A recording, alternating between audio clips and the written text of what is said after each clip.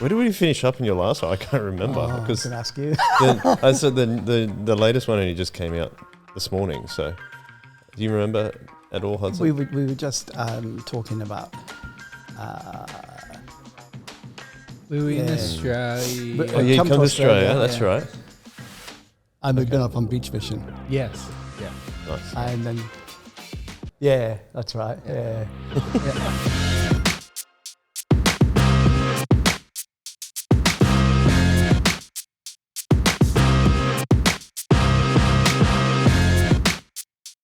Welcome back, everyone, to the Chip Lunch Podcast. It's exciting to have you along with us. Exciting to have this young man sitting next to me. How are you? Really leading into the showmanship. Am I? Yes. Wow. You're an easy to please. Very. Always. Very. Always good. Welcome, Welcome. Braden. It's good to Welcome, have you here. Thank you. Great to have I you like it when here. you welcome me as well. Oh, well, someone needs to. Yeah, that's right. Someone needs to think of the host. And Dave, welcome back. Thanks, guys. Thanks for having me back. It's good to see you. Well, you've had a long but interesting story. Yeah, it's been quite a ride. There's more to come, actually. Yeah. We left off. Oh, let's quick reminder, which you like chips with gravy. Is that right? Am I remembering correctly? I will eat chips with gravy, but I don't eat many chips. But ideally, That's right. I would eat chips with North Atlantic cod Yes. and that's mochi peas and malt vinegar. Is it? Yeah. Does that mean the South Atlantic cod is no good? Oh, it's probably got mutants from the French testing. Is French test in the Atlantic? No, they did in the Pacific. That's what I was saying. Yeah, I thought that's what I was saying. You lived in the Atlantic. That's why I was confused. Sorry. No, that's all right. Maybe the cod aren't in the South Atlantic. Maybe that's part of it. There is cod down there, but I think a while ago riffraff. it got fished out, and so they've got strict things to bring it back I see. with the European Union and everybody going into everybody's fishing grounds. I see. There you go. That's about the limit. You've exceeded my limit of fishing knowledge already. So we left off, I think, last episode, came to Australia after living in Canada for a while. And then you found that you wanted to move to the Shire. Yeah. Which is cool. And then you'd gone on beach mission. That's right. We went on beach mission and we were cooks, and then the tent got blown over. And yeah. And then we came It was just back. yours. Just ours, yeah, just ours. So. Do you put that down to poor tentmanship in terms of yourself, or was it a bad tent? We put it up the same way the next day. No. So Didn't get blown over. it And then it fell in on top of you. No, but then we didn't get the rain or the storm again. So, yeah, right. So that was probably it. Yeah. Yes. Okay. Fair enough. Yeah. So yes, you returned from beach mission. Yeah, we returned from beach mission, and Jane was a nurse, and she'd been established as a nurse for quite a while, and we had to decide where we were going to live. And before she'd gone to Canada, Jane had gone to Lithgow, and she worked at Lithgow Hospital for 2 years. And unbeknownst to me, I'd never been to Lithgow, and I said, well, you know, if we want to, we saw the prices of property in Sydney, and we stayed with her parents for a while.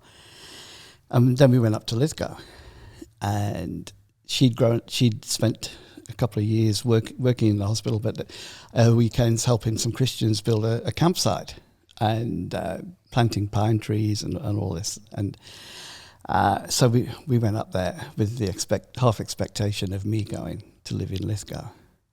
And I got to Lithgow in January, and I just said, "You wanted me to come and live here?" Wow. And she said, "Well, it's nice. It's not a great place to look at, but there's really good friends here and stuff like that." And I just said, "Oh, I don't think I can do it." You know, I thought I might as well go back to England. What were the objections to? It's just the town. After being in Sydney and after being in open spaces, I mean, there's enough open space there, but the visits I've had there, I've really enjoyed. But I think that's because I've only staying for a while. And so anyway, we came back and we ummed and ahed, and Jane got a job back at St. George Hospital, and I eventually got a job And I think I said last time that after 6 months, I lost my job, retrenched, and so we couldn't go back to Canada. And I think Jane really didn't want to. And at that stage, I was starting to settle here. I kind of like getting up at 4 o'clock, 5 o'clock in the morning and going for a swim and shorts and T-shirt all year, you know. And then the next year, reality set in because I felt the cold. Yeah, yeah. So anyway, I did a couple of jobs, and I worked on the Sydney City Council, and I drove a truck some days, and I worked in a maintenance depot, and sort of depot hand, odd job man, and odd jobs and stuff.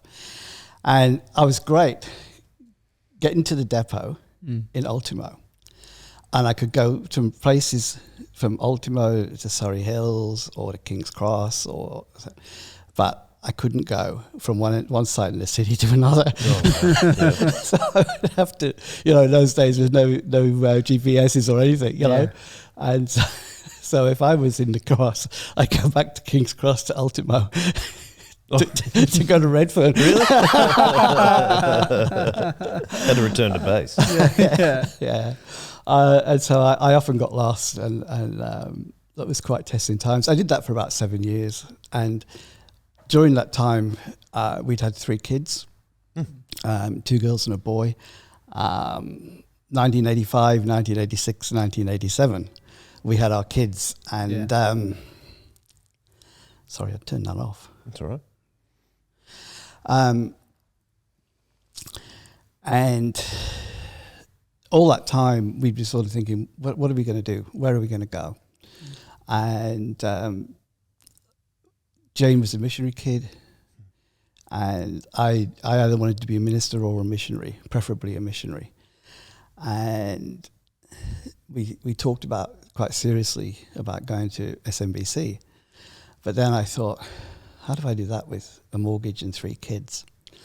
And I changed jobs, and I'd worked at St. George Hospital as a surgical dresser. And part of that was looking after men who had surgery, preparing them for surgery, looking after them afterwards, and teaching them to shower again after major heart surgery. Yep. And during that time, I'd seen a fair bit of death and sickness, and I thought this could help me in pastoral ministry. And then I just prior to that, just after that, I found myself in hospital myself. And I didn't know what was going to happen, but I knew I was pretty sick. And Jane had said to me, you need to go to the doctors. I was all grey and sweating profusely and pain. And I went to the doctors, and he said to me, you've pulled a muscle in your back, don't worry. So I walked around for about 4 weeks, and I jumped on my bike and said to Jane, I'm going to ride this out. And I started to go to work, and I made about 100 meters. And so I sort of crawled my way back, and I said, can you get the car out and take me to work? And she says, you shouldn't go to work, you should go to the hospital. And I said, oh no, I'm right now, it's stopped. It stopped. That's right. So I went to see a new doctor who straight away said, go home. I'll phone a doctor, specialist for an appointment. So I did, and I got an appointment straight away. And I went in, and some of the older generation know Dr. Jack Woolridge, and he was spot on. And he looked a bit like Doctor Who with his curly hair and stuff. And he certainly knew more than Doctor Who knew, certainly about cardio. And it turns out that he'd taught nearly everybody in the Shire and south of Sydney all about cardiology and stuff. So he says, "Oh, come on, get on the treadmill." And Jane had got the 3 kids. At this stage, they were all under 5. My eldest had just started school a month previously. I was 34. And I jumped on the treadmill and I lasted about 20 seconds. And he said, get off, sit down, don't move. And pushed these drugs into me. And Jane was outside in a car park with 3 kids. I was in here, and it had been about 40 minutes. And he said, you've got to go straight to hospital, get an ambulance, go straight to hospital, and I'll phone ahead and you get in there. And I said, is this bad? And he said, yeah. And then I thought, well, with my family's cardiac history, my dad had died at 57, and my uncle had died at 61, and my cousin had died at 45, and both my mother's uncles had really bad heart attacks. So I was an accident waiting to happen. And I was admitted to, anyway, Jane drove me to hospital because we thought it'd be quicker than an ambulance. And I was put in straight away I was put in intensive care and not allowed out of bed, not allowed to do anything. And one day, I was in Southern Hospital for 8 days while I was waiting to be transferred to Royal Prince Henry for them to decide what they were going to do, whether they were going to do bypass grafts or whatever. And in those days, they didn't have stents. So I thought, what's going to happen? And I just finished reading. I was listening to a cassette. You remember those things? You just put the pencil in to wind them on and put it in the cog. Yep. And it had been about a woman who'd been diagnosed with cancer, and God had told her that it wasn't for death, It wasn't going to lead to death. And I thought, God, can I claim that? And I was looking to God and what am I doing? What's going to happen? And a lady came in from St. Luke's doing hospital chaplaincy. And she gave me a Bible Society brochure on Psalm 16, which talks about the resurrection of Jesus. And this verse just jumped out at me about God won't let his Holy One see decay. And I was able to claim that. And Psalm 16, the boundary lines have fallen for me in pleasant places. And I gained tremendous encouragement from that, and decided that even though I was in intensive care, this wasn't going to be fatal. And I just felt the assurance from God. And Jane brought the kids in one day, and the doctor said, "Get those kids out of here!" And my heart was, because because there was things I didn't want them to see, and so this one sister shuffled them down into the waiting room in coronary care and intensive care, and then they let me get into a wheelchair and wheeled me down. And that was the only time I was going to see the kids for over a week. So here's Jane dealing with 3 kids, dealing with me who'd got no sick pay, and all these things going on. And I thought, who did we trust? And we trusted God. And then I was pretty low one day because not being allowed out of bed. I've never, ever forgotten this experience. One of the nurses came up to me and said, "Would you like a bed bath?" And I said, "Oh, yeah." And she gave me this bed bath. And then she said, "Hang your feet over." And she washed my feet. Yeah. And it was just so humbling to have my feet washed. And to see her do that, and I felt this small, but this big all at once. And, and I think, oh, Jesus washed the disciples' feet. And now I know what they begin to feel, what they began to feel and felt like. Anyway, after a while, an ambulance came and took me to Prince Henry, which was, their main wards were like army barracks. And I thought, I can't stand it. But they put me straight into intensive care and whisked me off for an angiogram. And here I am, watching back, I'm watching it on the screen. And you see your heart, and the veins Really? and the blockage as they're shoving things up your groin, and, you know, and then all of a sudden they started to shave my chest. And the doctor said, "Don't do that. We haven't got time for that." And they slamped those plastic, not plastic, the pads that they're going to put if they're going to zap you. Oh, defibrillator. The defibrillator. They put that over. So I just said to the nurse, the sister there, I said, "Is this serious?" And she said, "Yeah." I said, "Oh, thanks." Oh, that's cool. And it turned out that the main artery in my heart, the LAD, was 99% blocked. The lad. The lad, yes. And they said, if you make any sudden movements, or if you try to get out of bed or exert yourself, you'll be dead before you hit the floor. Wow. That sounds good. So I thought, an English preacher had once said to me, to us as he was preaching, "I want to go to heaven, but I'm not homesick." I want to go to heaven, but I'm not homesick. And I thought, that's exactly how I feel. I want to go to heaven, but I don't want to go yet. Yeah. And then they whisked me into the cath lab, and they unblocked the blockage.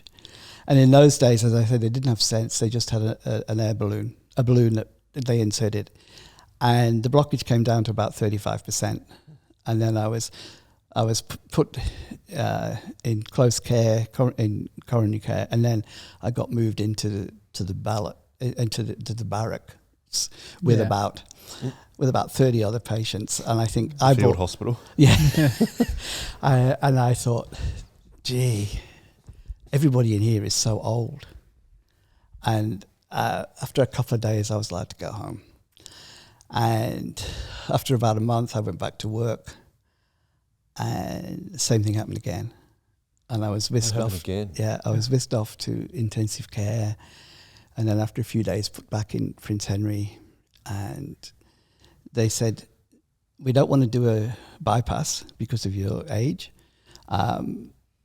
because we're going to run out of veins by the time you're about 50." I thought, "Oh, that's great," and they changed my medication. And after another 4 weeks, I went back to work, and it happened again. The leg just collapsed, and so back into intensive care and repeat the whole procedure. And they decided that my heart was having a reaction, and it was pulsating like I was getting a heart attack. So they changed my meds. Yeah. And during this time, we'd become so dependent on God that we thought, no ifs, no buts, no, how are we going to do it? We're going to go to Bible college. I'm going to go to college. Okay.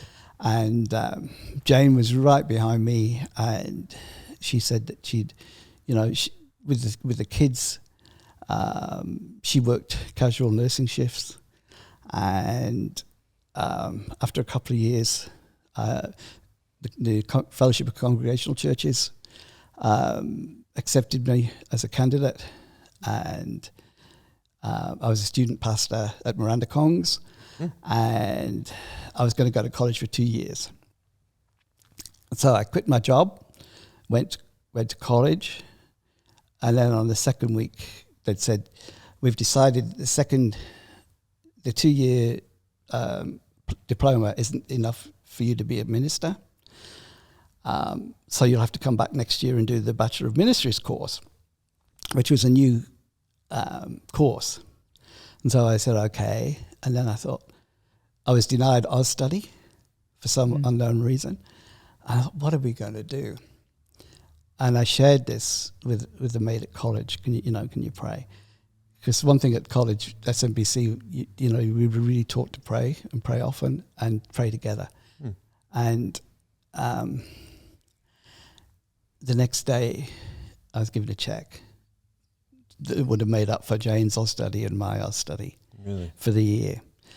And I thought, gee, Lord, this is just incredible. You've confirmed to me that this is what I've got to do. I still don't know whether I wanted to be a minister or a missionary, but because Jane had been separated from her family from 5 years old in a boarding school, she wasn't very keen on us going somewhere where we'd have to send the kids to a boarding school. I didn't know that. Yeah, and so she spent over 5 years in a boarding school in the Cameron Highlands. And so we survived the first year.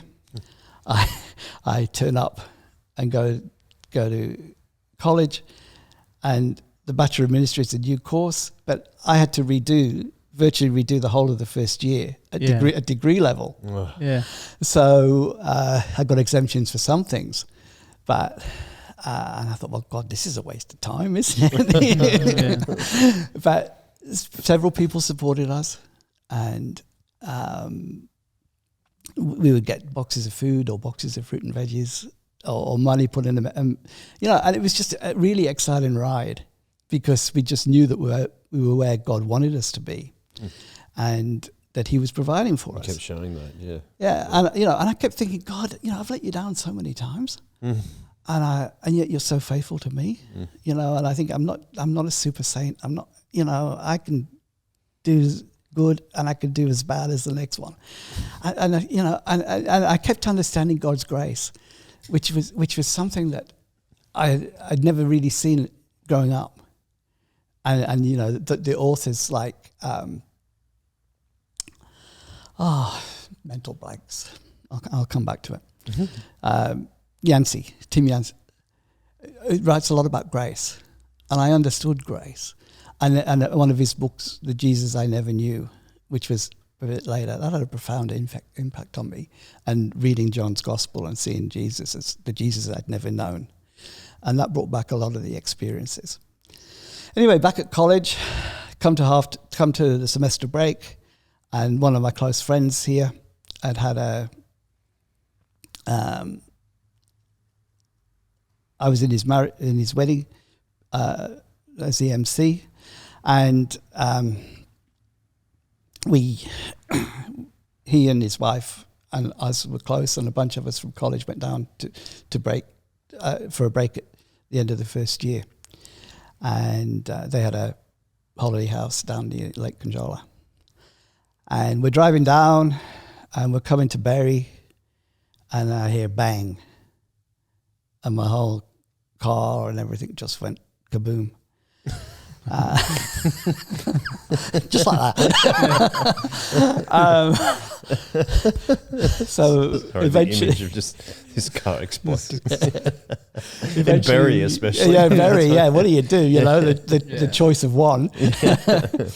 And it turns out that we'd run the engine, and so the five of us, our kids were probably about 8 and 9 at that stage, 10, and.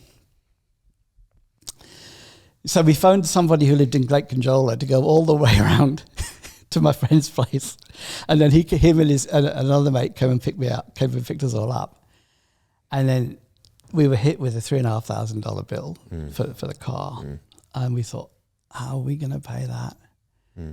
And the guy who had helped us out before came up to me and said, "Here's a check. Let me know if it's not enough." And so after about 3 weeks, we went back down to pick it up, and it wasn't enough. I didn't want to tell him it wasn't enough, but he just asked me a few days later and said, "Did it cover it?" And I hesitated, and I said, "No, not really." He said, "I want to know," and he just wrote a check right there and then for the difference. And I thought, the generosity of people confirming that you're doing what God wants you to do, and the sacrificial support meant such a lot to me.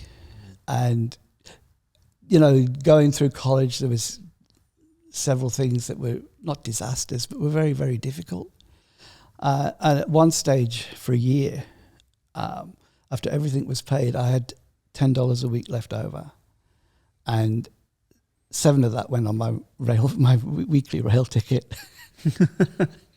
So the bonuses that we got from people were the cherry on the cake, And did that make you study all the more harder? I hadn't studied for nearly 30 years, Yeah. and it was so difficult to study. Yeah. But yeah, it made me want to study, and Well, stick at it anyway. yeah, stick at it and see it through, because there were times when I can't do this because I'm missing out on the kids, and I found it really difficult to be a parent who was studying. When I was studying, I wanted to be with the kids. When I was with the kids, I wanted to study. Yeah. But all these confirmations just made it that I needed to keep going. And during my time, I'd had one experience with an Anglican church, and it wasn't very positive. And I went on college mission to St. John's Anglican Church at Sutherland, and quite got on with the staff there, with Rod Harding, and my kids really loved it, and it was only up the road. And the second year I went to another Anglican church, and I thought, it's not too bad. And in my fourth year at college, really my third. Yeah. Fourth year of a 2-year degree. Yeah. That's what happens when you deal with a God who lives in eternity, know. we're here doing this and this. But, again, I just got to thank Jane, because there were times that were so difficult, but she said, we can do it. God's been faithful, and we'll just keep doing it. Jane's quite shy, and all the time that I'd been at college, the church had expected us to be missionary secretaries, to Jane to run a play group because she'd had young kids, and work in the women's group and things like that, And I said, well, when I get a job, you can just lay back, And she made things stretch. And her mother, during that time, I lost my father-in-law, who I was extremely close to, and was probably one of the most godly influences on my life, and my mother-in-law too. And after the fourth year, I thought, what am I going to do? Because every SMBC at that stage, every Friday was prayer time for missionaries. Missionaries would come and they would speak, and they would tell you about their work, and you every week you think you're called to a different place, I mean, I could quite easily go called to Hawaii or something like that, but and I saw the Bishop of Northwest Australia come, and he talked about, I thought, I'll go to that, and he talked about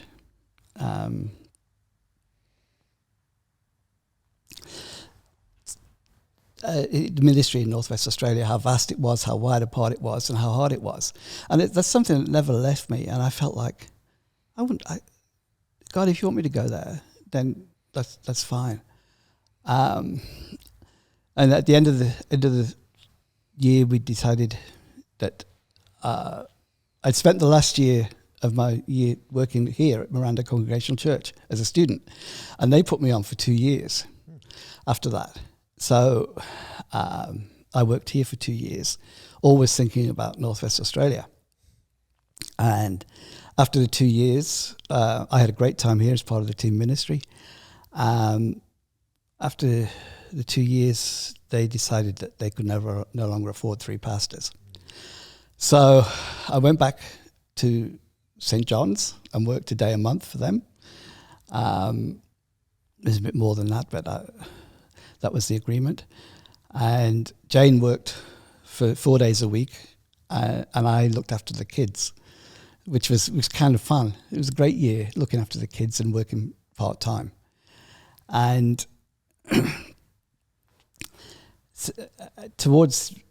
after a few months, I applied to go to Northwest Australia. And I just thought, the last thing I want to do is really... I'm quite happy with Anglicanism at St. John's, but I'll give it a go. And it took several months, and we really prayed about it. And I did something I'd never done before. I got a map out of Northwest Australia and prayed, and we talked to the kids, and this place called Exmouth just kept jumping out at me. And it wasn't decided whether I should go to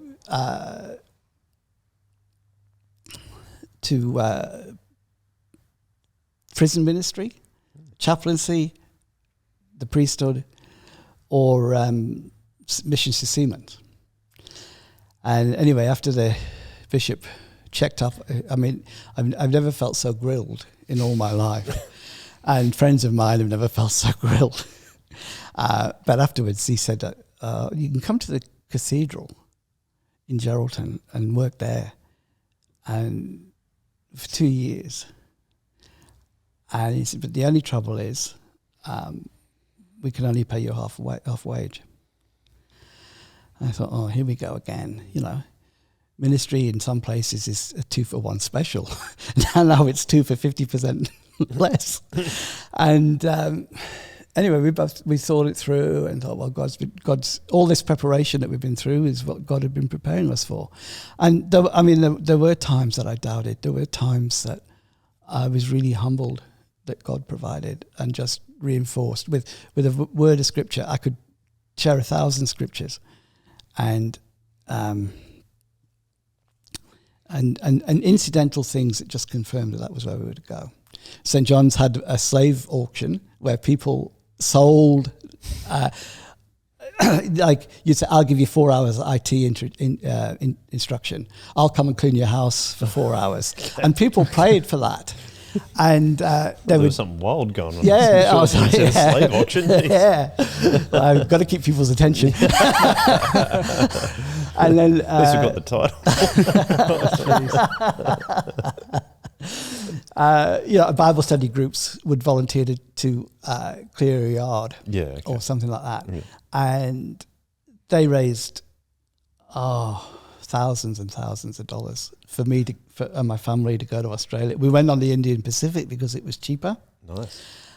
It was half the price, and BCA helped us get out there, and we spent a year in Geraldton. And after the first, we'd put all our stuff into a container, and we had to wait for the container to come. And we sent our car across on the train, or it went with the container on an earlier train. Yep. We moved up to Geraldton, and we thought, after the highs of going across Australia, it was just beautiful. And then we thought, what have we done? Oh no! And we settled in. I can't say on camera some of the things that happened, but it was really, really difficult. And the dean, I was working in the cathedral, and I was told you'll have to wear a gown. And, I don't even want a gown at communion at 8 o'clock at St. John's. And I just think, what will I do? And I dealt with that issue and thought, I've come here for the gospel. I'm convinced God has brought me here. And the dean was a ultra-conservative person. And he said, I was into my 40s at this stage, and he treated me like a 20-year-old intern who, because all my ministry had been out, or most of my ministry had been outside of the Anglican Church, I didn't know a thing. Yeah. And I had to be trained, I had to be programmed. But he said, I'm not going to mess with your personality. And I'm not going to try to change you. And then from that moment, he tried to change me. I was just going nuts, absolutely nuts. And I didn't say holy, correct? Because I said holy, not holy. And you need to get onto that too, actually. When you're a minister? Not English enough. Holy.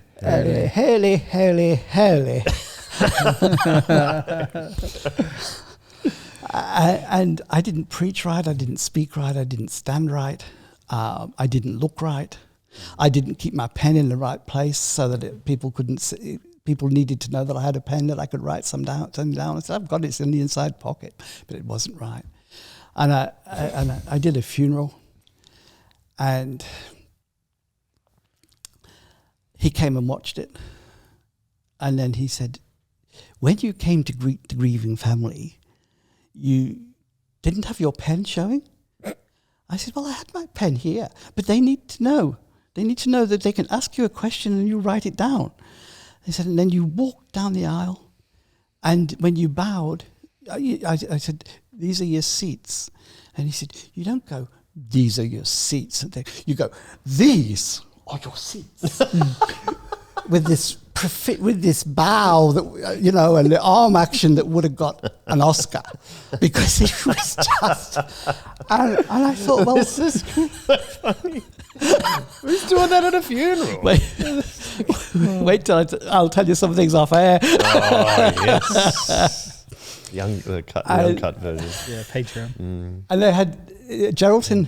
It was quite a nice town at that stage. It was probably about 50,000, and it had all the amenities of life. And I also was responsible for 2 churches out in the country. And I mean, WA is a massive place. Yeah. You know.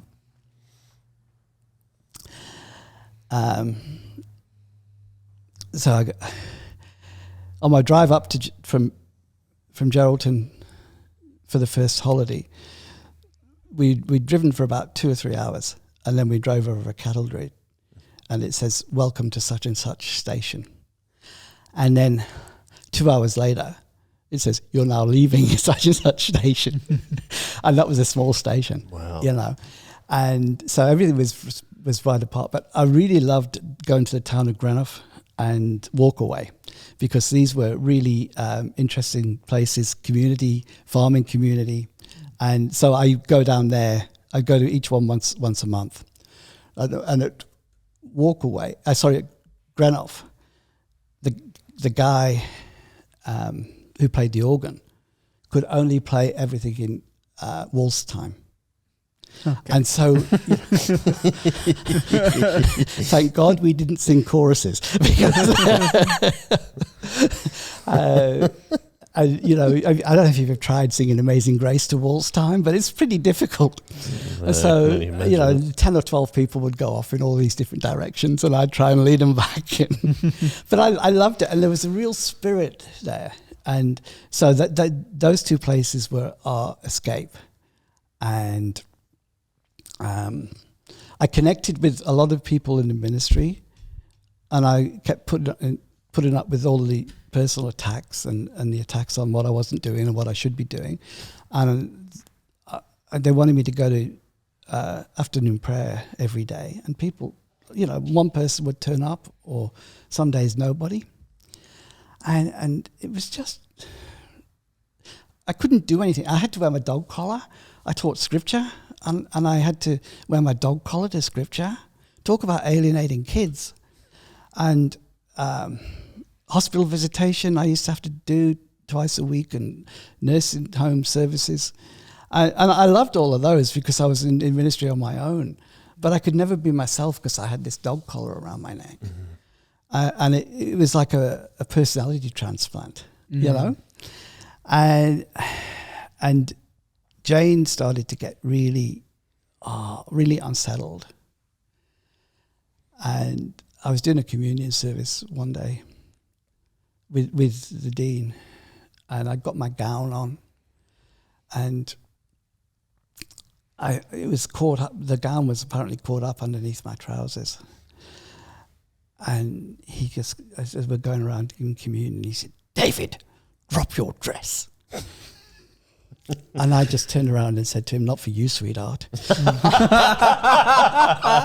the middle of the communion, I thought, "Oh, that's done it now."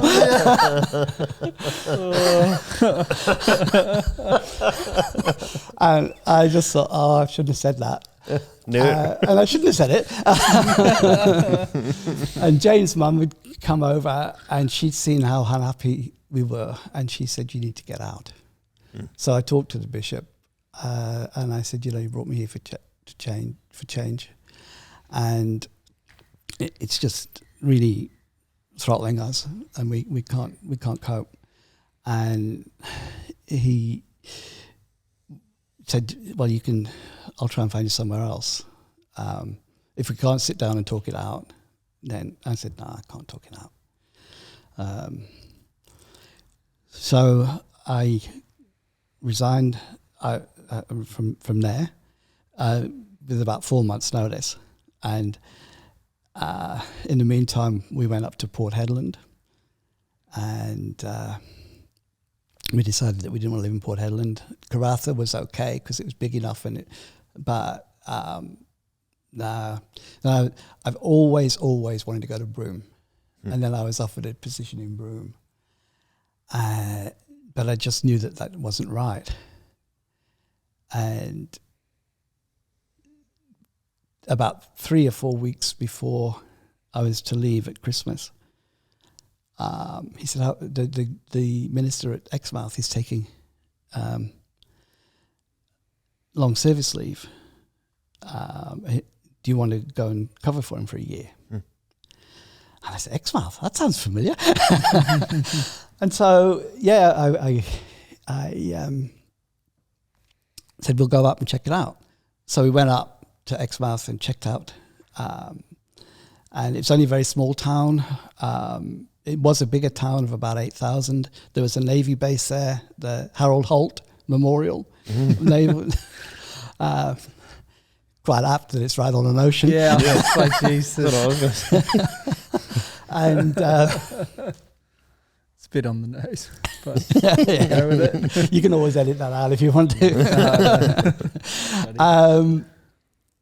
And it was a communications base, and it had a lot of Americans. And gradually the American people had gone home and just left a cover, a basic there. And so the town had gone down, but there was still fishing, beaches, snorkeling. And we go and watch turtles lay eggs, and we never saw any hatch, but we saw them go and lay them. And we loved it. And I said to the kids, I've got a chance of staying here for a year. Do you want to stay? And he said, oh, yeah. And so I phoned the bishop and said, look, we'd love to come. So we drove back to Geraldton, and at this stage, a lot of our stuff had been in storage. And so we got that out of storage, and we got a 12-seater bus. And we took the seats out of the bus, and we were only allowed to take what we could get in the bus. There was basic furniture up there, but there wasn't enough beds, and there wasn't enough seats and stuff. And so we took up the kids' beds, flattened everything, and all the pots and pans and the things that we needed for a year. Everything else went back into storage, and my son and I drove up, unpacked, met the minister there, put everything in his garage, and then we went back home, and then a few days later, I loaded our Toyota minibus up, and we moved up there. Exmouth is a wonderful, wonderful place. I was really sad to leave people in the congregation, because I'd built good relationships with them, and most of them were really supportive of me, and they were really quite sad. But we were all really sad to leave the country congregations. Even if it was in waltz time. So we waltzed out of there. Yeah. And I spent a year in Exmouth, and it was the best year of my life, with nature and snorkeling. And I'd take a service down in Coral Bay in normal time once a month, and then in tourist time once a week. And sometimes I would drive the 150 kilometres down to Coral Bay, and there would be 2 people turn up. Sometimes there'd be 4 or 5, and sometimes there'd be none. So I'd sit and eat my dinner, watching the sunsets on the Indian Ocean, and it was just fantastic. And we got caught in a cyclone. Yeah. Jane's brother had was living in Cairns, and the cyclone started in Cairns, came all the way across Australia, and went down half of the west coast. And we played Yahtzee for 3 days because we couldn't get out. Yeah. But I'd been down to Coral Bay, and coming back, the roads are heightened. And I'd been down to Coral Bay. I was coming home, and there was a massive amount of snakes all on the road. And I'm told when I moved there, if you hit a snake, look in your rearview mirror and make sure it's still on the road.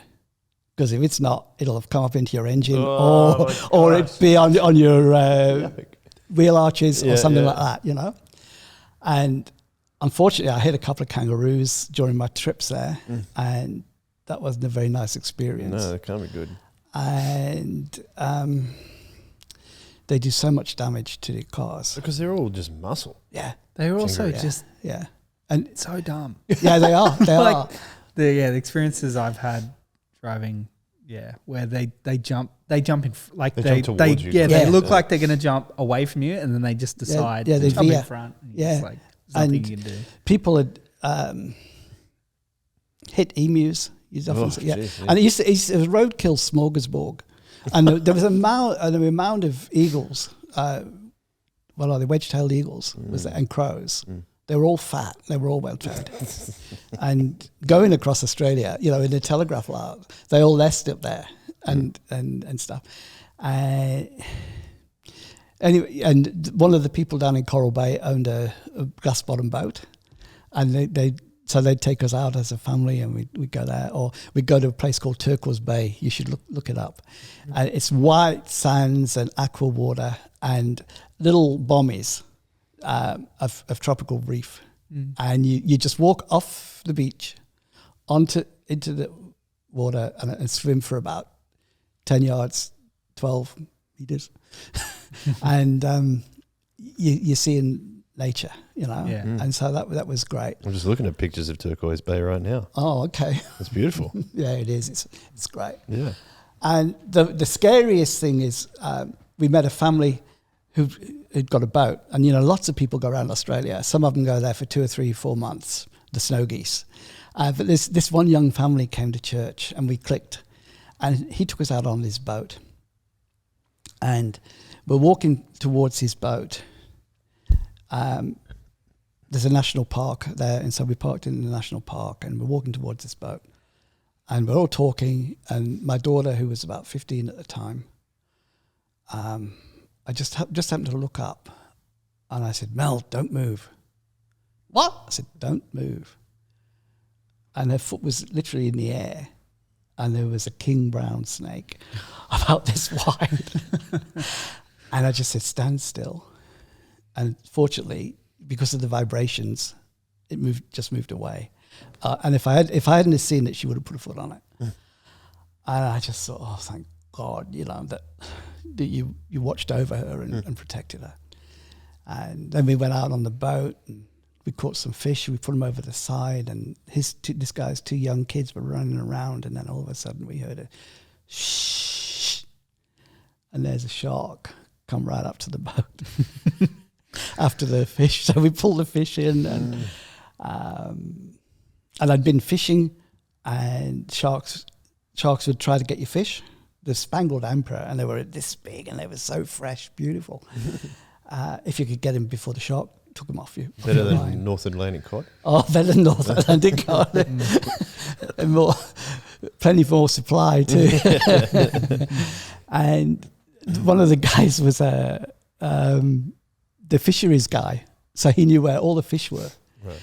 And we went fishing one day in his brand new boat, and I caught a fish, and I was bringing it in, and I managed to get it in, and the bull shark chased it and scratched bit his engine.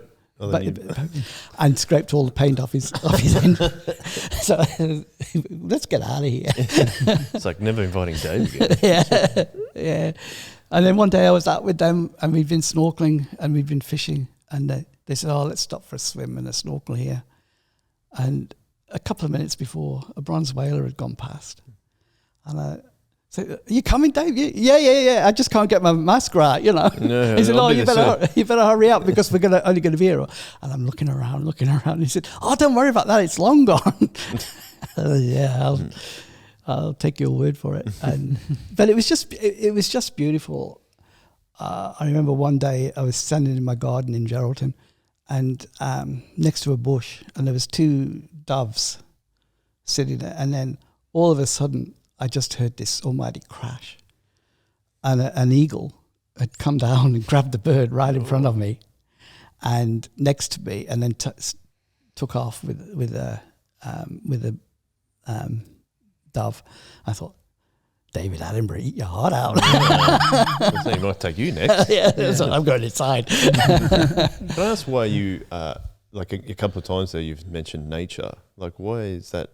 And living in Exmouth, as you said, that was just really cool. Why did you enjoy being in nature so much? There's something about, to me, there was something about the prairies and the Rocky Mountains of Canada. Yep. And once I got into the Pilbara and the Kimberley, we were able to see a lot while we were there. Once the red dirt gets in your soul, you can't get rid of it. You really can't. And I identify with Aboriginals so better from having seen their country, and from working with a few. And I'm really careful what I say, because I shared a story once in a sermon about an Aboriginal guy that I'd helped, and a guy tore strips off me because he'd misunderstood the story, and so I'm really careful what I say.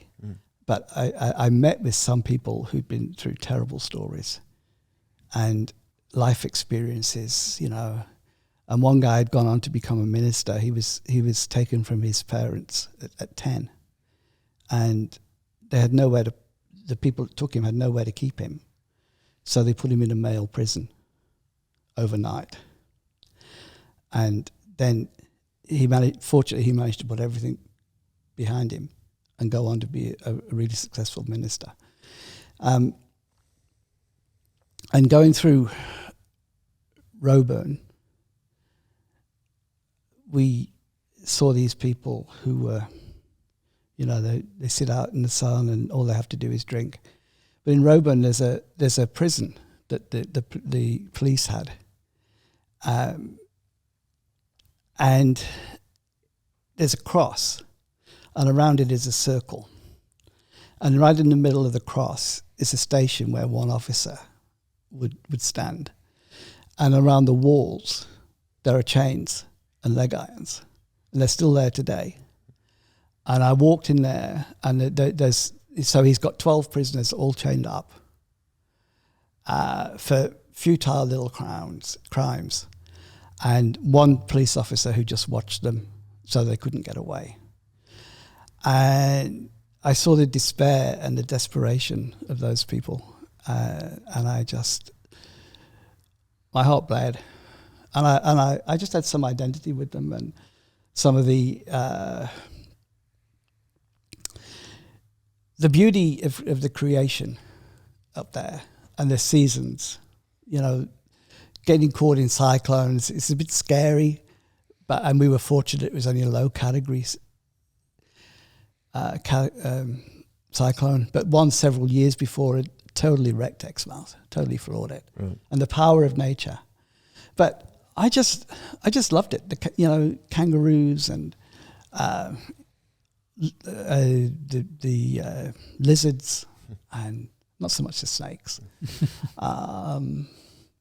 the fishing, and I was in my element.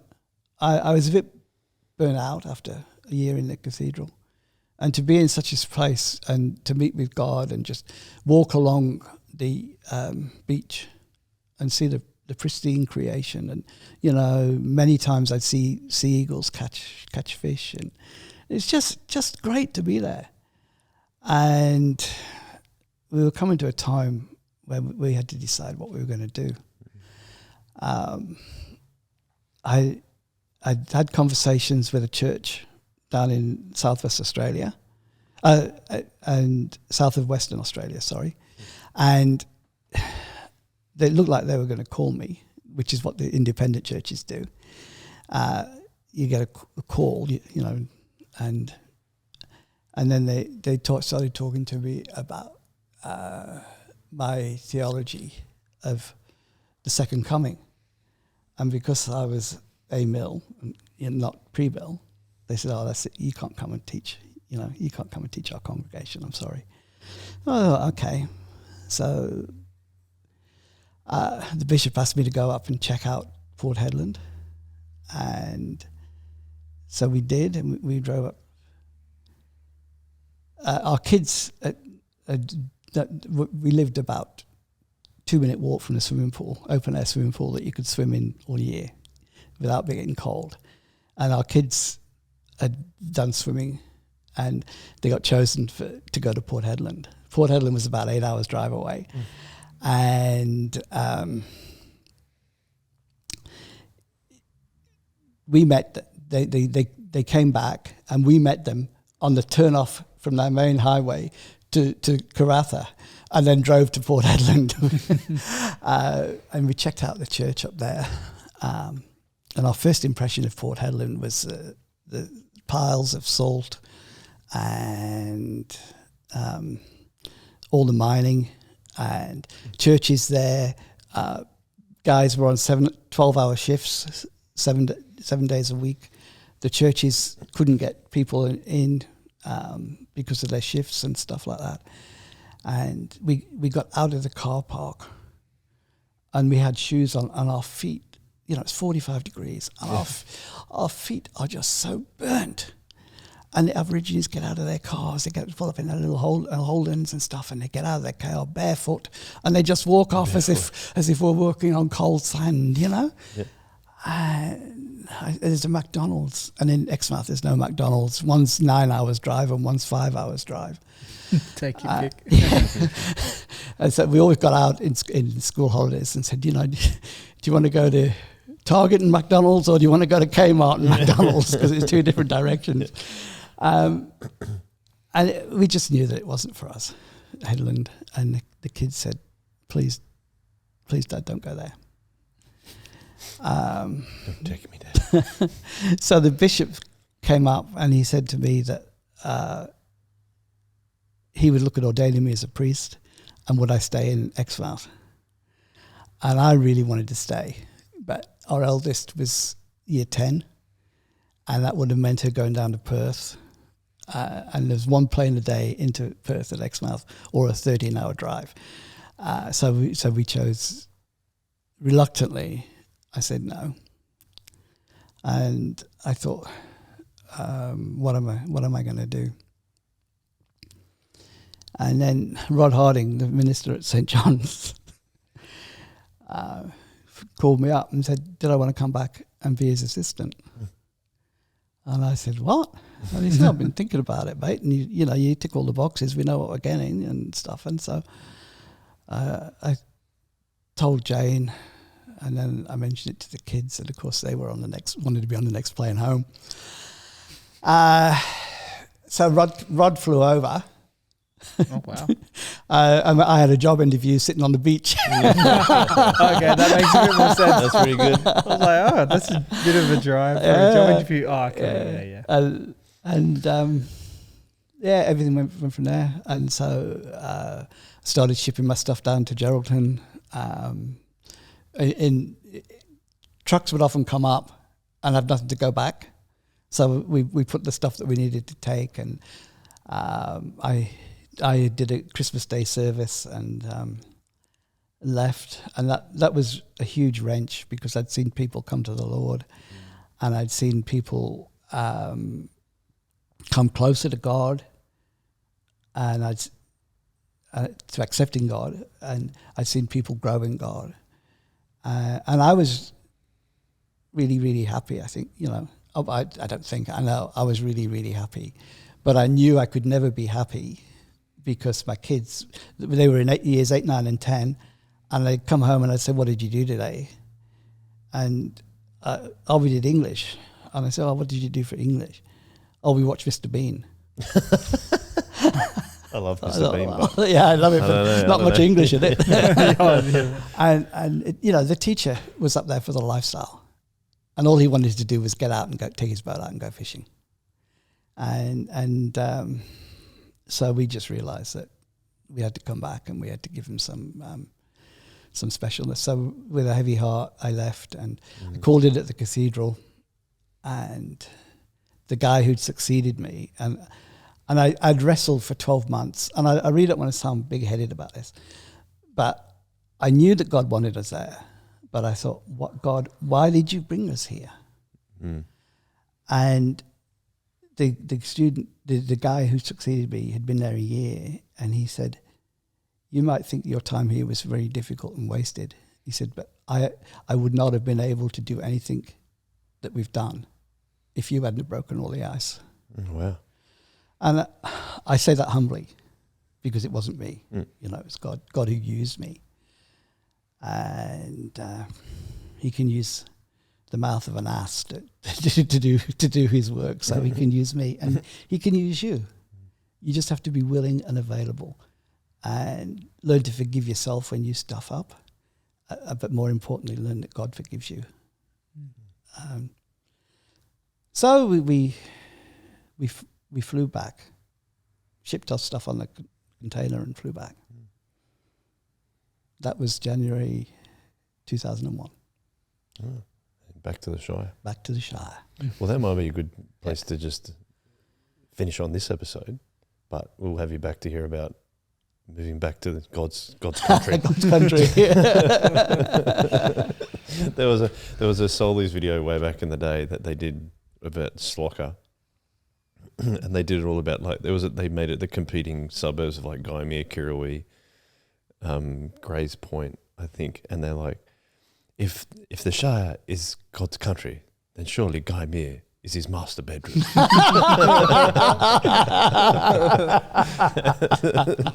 that was very funny. Anyway, on that bombshell, we'll leave it at this episode, but we'll return next week. Probably same clothes, I'd say. Yeah, we'll see. Oh, you might. Oh, what are you planning? Just be shirtless next time. But we'll return back with Dave next week. One way.